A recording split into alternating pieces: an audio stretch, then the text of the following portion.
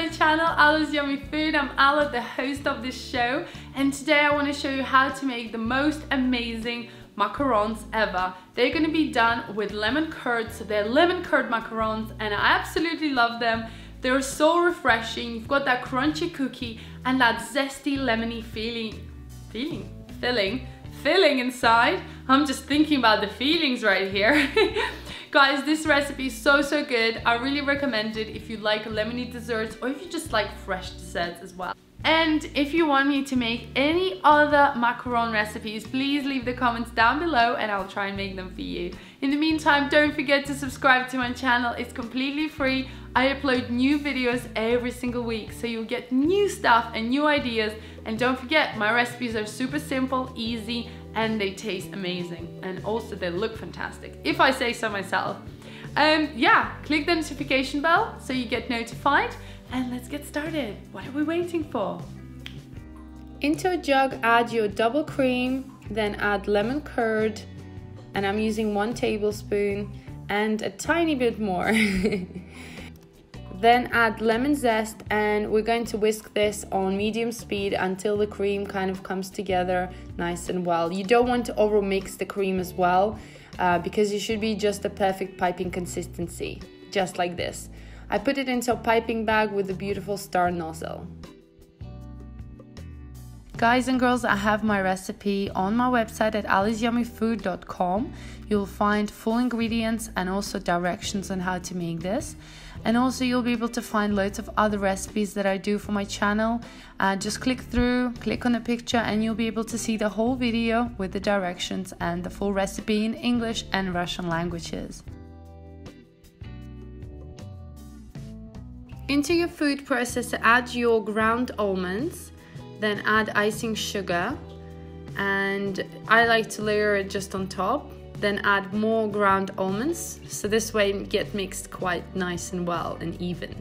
We're going to close the lid and we're going to blitz this together until it becomes nice and fine powder. This way it saves you time to sieve it. But if you don't have a food processor, don't worry, you can just sieve the mixtures together into a bowl.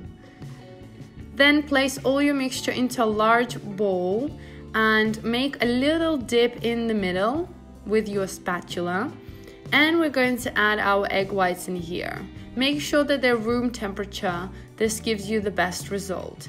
Then you want to mix everything together, combine the egg whites with our almond mixture, and just mix it together until it becomes nice sort of almondy paste, just like this. You can just set it aside and leave it for now. Next, we're going to make our sugar glaze. So add your water and sugar into a pan.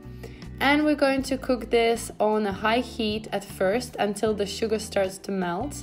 And you can use a little wooden spatula to mix everything together. Just move it around, make sure that everything is mixed in together. You might want to use a pastry brush with some water. Make sure it's not caramelizing on top and the sugar is not burning. And then I'm placing a thermometer or sugar thermometer, whatever you have in your kitchen, just to keep an eye on the temperature. While the sugar is boiling, we're going to add our egg whites into a stand mixer and whisk this on high speed.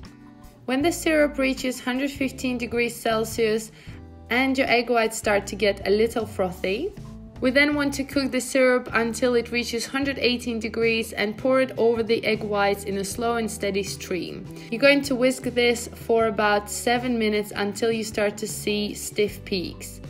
Then you want to stop the mix to scrape down and then whisk for extra couple of minutes. And then when you can turn the bowl over, then the meringue doesn't fall out, you know you've reached the stiff peaks. I also like to add vanilla extract, so just add that in the middle and then whisk again, and then once it's incorporated, it should be done and ready.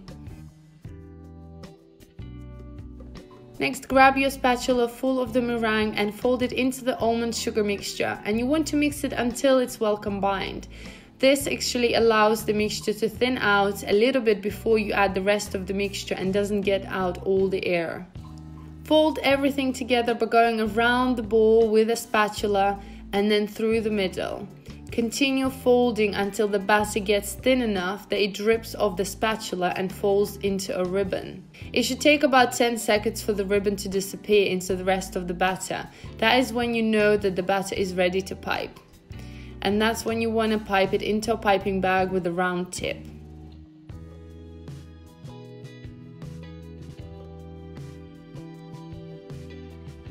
Pipe the little rounds of batter about 3.5 centimeters in diameter, spacing them 2 centimeters apart on the flat baking trays lined with baking parchment paper.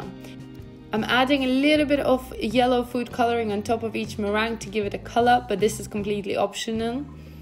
You want to gently tap the tray on a work surface a couple of times so there are no bubbles. Then leave to stand for at least 30 minutes until a skin forms on the shelves. They shouldn't be sticky when you touch them.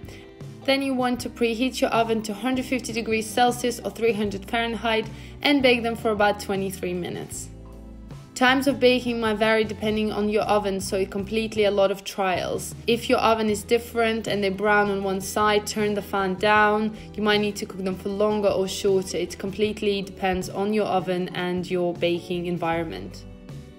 And then take your lemon curd cream, pipe it into a circle, into a round motion, onto each macaron, and then fill it with lemon curd. I'm using just a little bit of a teaspoon, so just put that inside and then top it up with your second shell. They are so good, so refreshing, and they have that delicious lemony flavor. I absolutely love this one, guys, and I think you're gonna love it as well. It's not actually that sweet as well because lemon gives it a zesty feeling. So once they're done, I prefer to leave them in a fridge or overnight until they become nice and yummy for the next day. But if you can't wait, then you should have them straight away. Thanks for watching, guys. Give me a thumbs up and make sure you check out all my other recipes.